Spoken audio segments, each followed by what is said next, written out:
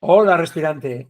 Hoy te traigo una entrevista que pone voz y conciencia a una enfermedad poco conocida, pero que afecta profundamente la vida de quienes la padecen, la sarcoidosis. Hablamos con Elena Compadre, presidenta de la Asociación Nacional de Sarcoidosis, una mujer que, además de convivir con la enfermedad, trabaja incansablemente para visualizarla, apoyar a quienes la sufren y hacer que se escuche su realidad. La sarcoidosis puede afectar a varios órganos, especialmente los pulmones, y aunque es de origen desconocido, su impacto físico y emocional es muy real. Junto a Elena abordamos el reto del diagnóstico, el acompañamiento desde la asociación y cómo una herramienta tan sencilla y poderosa como la respiración funcional puede convertirse en un recurso clave para vivir mejor.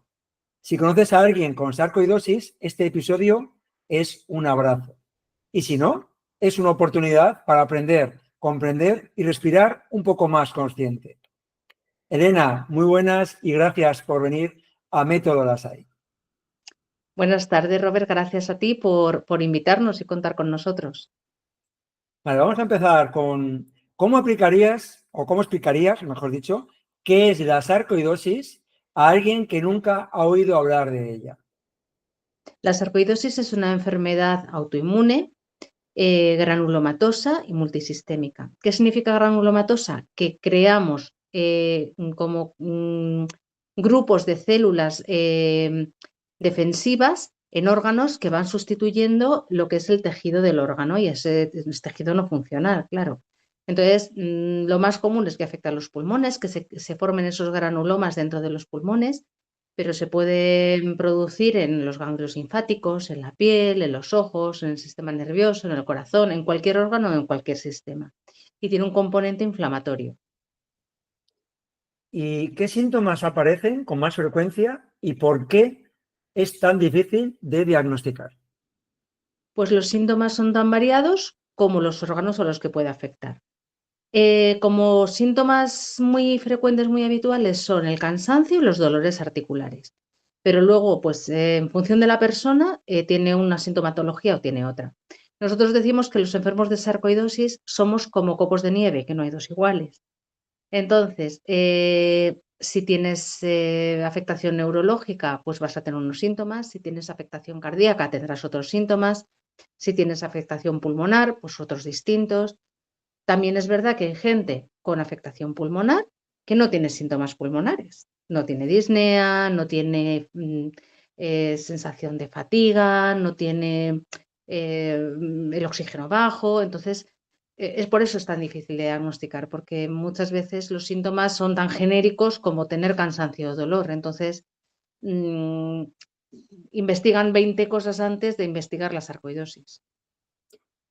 ¿Y qué suele sentir una persona cuando recibe el diagnóstico? ¿Alivio, miedo o confusión?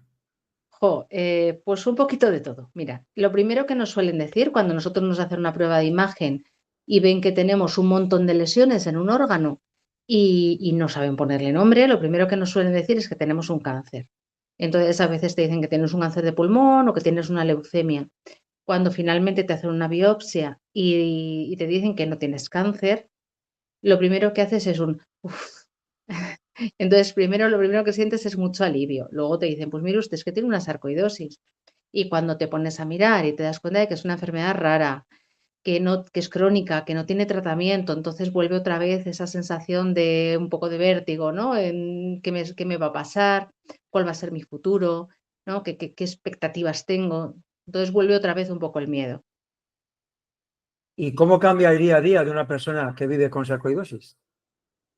Pues el día a día, cuando estás en el momento más agudo del brote, pues hay gente que no puede hacer una vida normal. Hay gente que el dolor y el cansancio le impiden desarrollar su vida habitual, ya no digo laboral, incluso hay gente que le cuesta incluso hasta salir de la cama, ¿no? De esa fatiga, ese cansancio, ese dolor.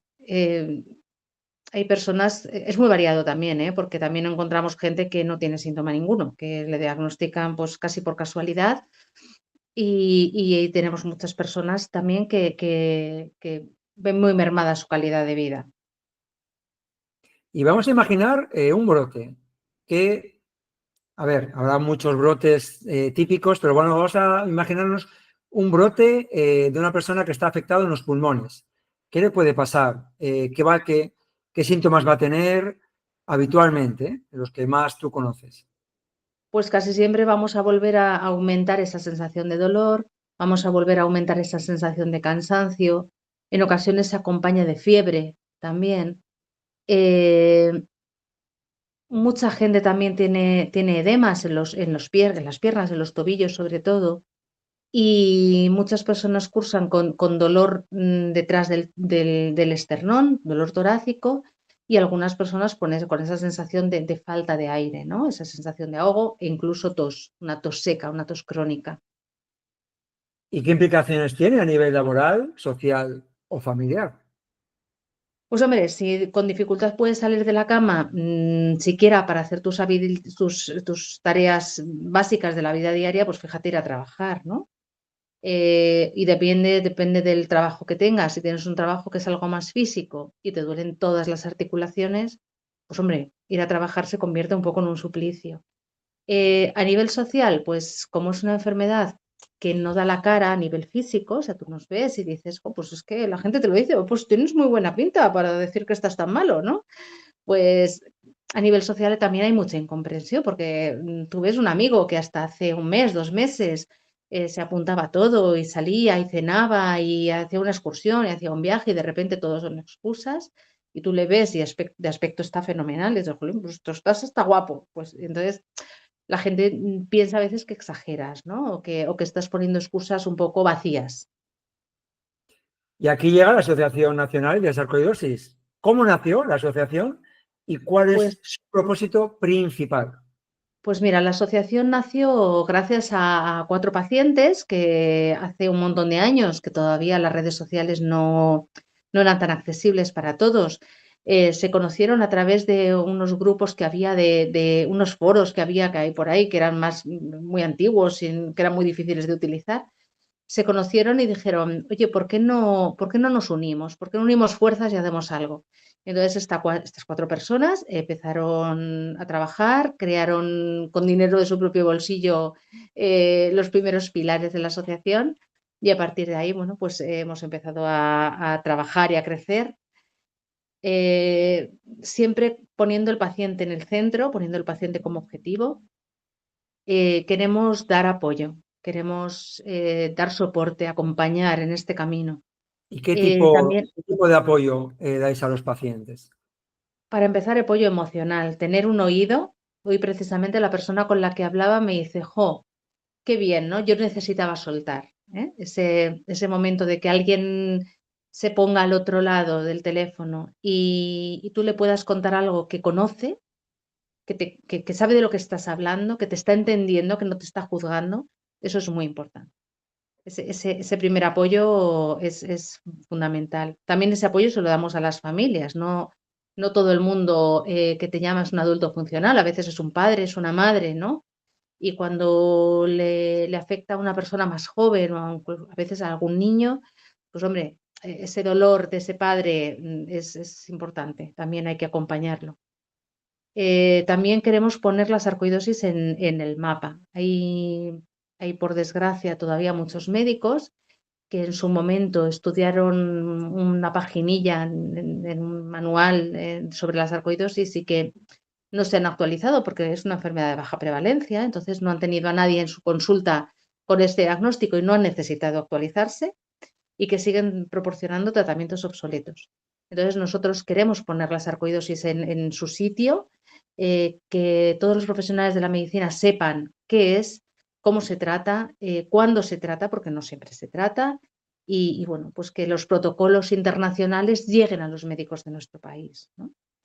Entonces, además de esta visibilidad, ¿qué retos tenéis como organización y si tenéis alguna colaboración con el sistema sanitario? Pues, como retos, eso, dar a conocer la enfermedad y los tratamientos, eso es algo que queremos pelear desde la asociación. Queremos hacernos de utilidad pública para tener acceso a ayudas, que ahora mismo no tenemos acceso a ayudas, Y también que, bueno, pues que la gente que colabora con nosotros se pueda desgravar de la declaración de la renta. ¿Por qué no, no? Esa pequeña aportación que hacen, que Sí, al como final entidad, todo, ¿no? De ayuda pública, ¿no? Ujú. claro, sí. Queremos encontrar médicos que estén dispuestos a colaborar en un equipo de trabajo multidisciplinar para elaborar esos protocolos de tratamiento. Queremos que se haga un registro de pacientes. No sabemos cuántos somos, no sabemos dónde estamos, no sabemos qué afectación hay. Y para poder abordar bien la enfermedad hay que saber en qué situación estamos, de dónde partimos. Esos son básicamente nuestros puntos fuertes ahora mismo. Y por supuesto, dar voz a todos los pacientes, porque siendo una enfermedad rara y teniendo una merma tan importante en la calidad de vida, no estamos reconocidos ni para bajas, ni para incapacidades, ni para discapacidades, ni para nada. Y eso también es una pelea, es una lucha que tenemos que transitar, ¿no? La sarcoidosis suele afectar a los pulmones o puede afectar a los pulmones. ¿Qué sensaciones respiratorias describen los pacientes? Pues mire, incluso aquellos cuya función respiratoria es normal, porque las pruebas estandarizadas dicen que la función es normal, esas espirometrías, esas pletismografías o esos intercambios de gases tan normales, la sensación que tenemos es de falta de elasticidad. O sea, esa sensación de que cojo aire y parece como que quiero coger un poquito más, pero los pulmones ya no me dan más de sí. Que los médicos, de hecho, nos dicen, pues es que no tienes por qué, porque todo está bien, ¿no? O sea, que incluso en el mejor de los casos, que tú estás físicamente, funcionalmente bien, esa sensación la sigues teniendo. ¿Y se trabaja la respiración dentro del abordaje médico en caso de que tengas la suerte de que un médico te la diagnostique? No, y eso también lo hemos tocado, nos ha tocado discutirlo, ¿no? Con diferentes médicos, porque yo como fisioterapeuta considero que es importante que te manden a fisioterapia respiratoria, por ejemplo, y no se hace. O sea, de hecho, a mí me han llegado a decir a la cara que no hace falta. Mis médicos me han dicho, no, no, si es que la fisioterapia respiratoria en vuestro caso es innecesaria. Y dices, jo, pues no estoy de acuerdo, claro. ¿Cómo voy a estar de acuerdo? ¿Y qué piensas del papel que podría jugar una respiración funcional o guiada? A ver, esto es como todo, yo necesito también probar, ¿no? O sea, yo antes soy muy de probar en mí misma todo antes de recomendarlo a nadie, pero doy por hecho que todo lo que implique un mejor patrón respiratorio nos va a beneficiar. Todo lo que suponga estar concentrado en hacer algo bien nos va a beneficiar. Eso es como el que se pone a hacer pesas y las hace a lo loco. No, pues si tú te concentras y te centras en el músculo que tú quieres mover y lo trabajas correctamente, el beneficio va a ser mayor, ¿no? Entonces, supongo que efectivamente tendrá un beneficio, ¿no? Centrarte un poco en controlar qué estás haciendo, cómo lo estás haciendo y que lo estás haciendo de forma correcta. Pues como bien supones, en Método Lassa trabajamos mucho la biomecánica de una respiración funcional.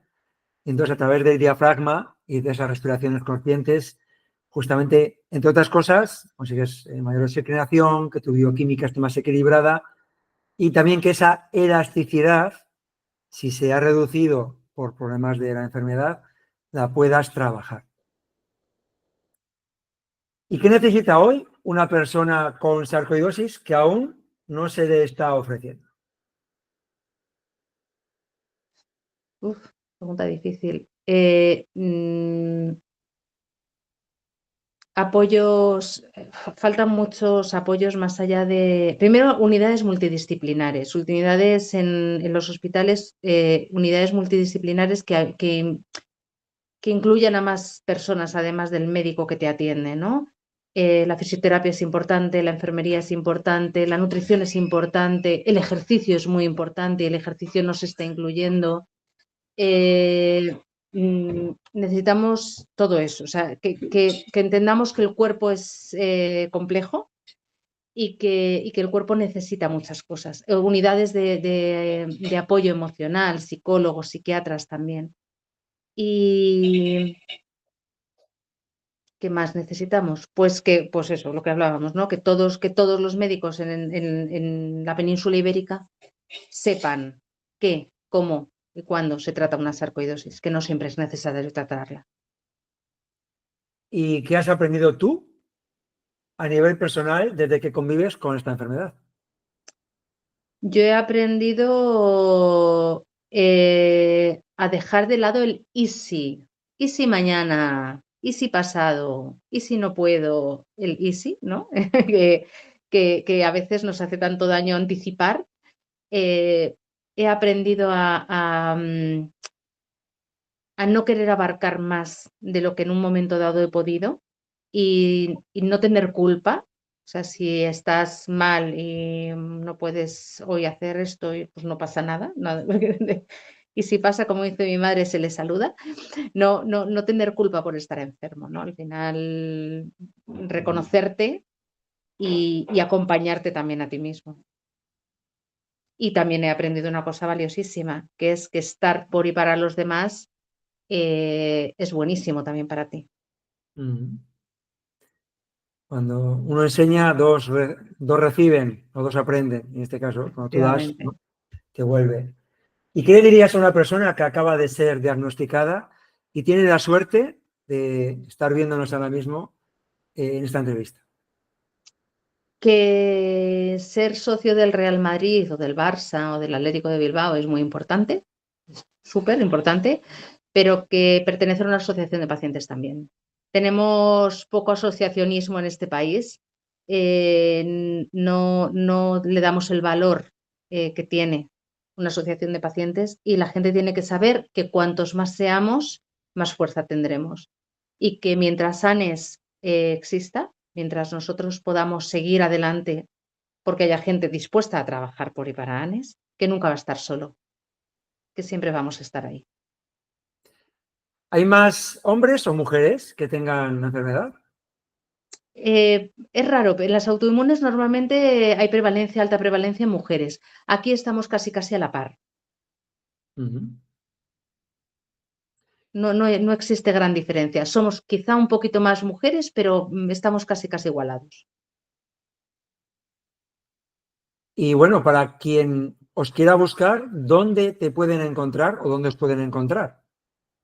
Tenemos una página web que es www.anes.org.es y tenemos redes sociales, tenemos todas las redes sociales, Instagram, Facebook, Twitter, YouTube, LinkedIn, tenemos todas las redes sociales también, ahí también nos puede buscar. Simplemente con poner sarcoidosis España en el buscador de Google nos van a encontrar.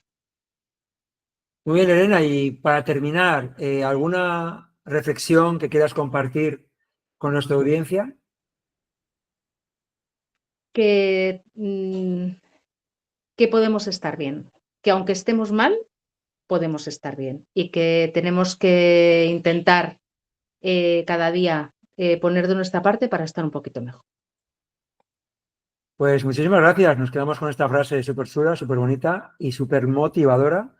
Muchas gracias por venir a Método Lasai y por divulgar una enfermedad no muy conocida, pero si te ha tocado a ti o a algún familiar o a alguien conocido o conocida, seguro que le puede ayudar. Muchas gracias, Elena.